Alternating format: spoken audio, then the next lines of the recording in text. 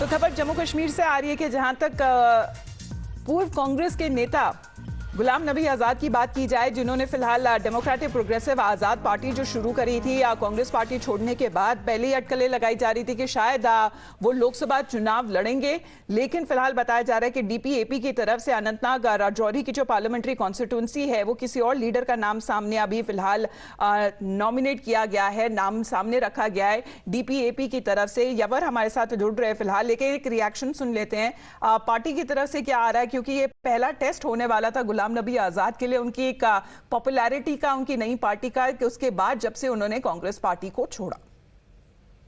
यहाँ पे आए थे, एक मीटिंग हुई, तो मीटिंग में क्या फैसला लिया गया? बेसिकली अब इसमें हमारा जो पार्लियामेंट्री कॉन्स्टिट्यूंसी अनंतनाग राजौरी है, 2-3 दिन बचे थे।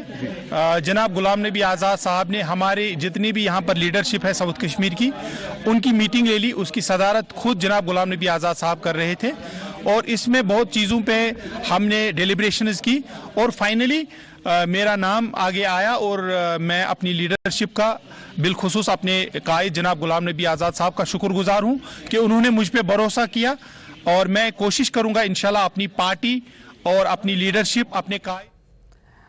फिलहाल यवर के पास चढ़ते हैं। यवर हमारे साथ लाइव जुड़े हुए हैं। यवर, आखिरकार क्या रीजन बताया जा रहा है कि गुलाम नबी आजाद इस दफा चुनावों में नहीं लड़ने वाले हैं चुनाव, और उन्होंने अपनी पार्टी की तरफ से किसी और का नाम सामने रखा है?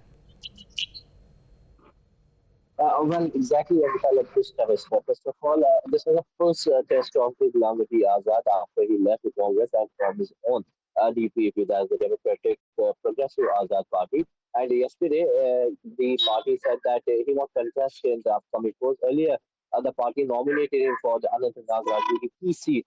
What the sources within the party confirms to us is that the party leaders wants Azad to prepare for the assembly post and serve as a chief minister to the Jammu and Kashmir, but rather he will not contest from the Anantnag Rajuri seat.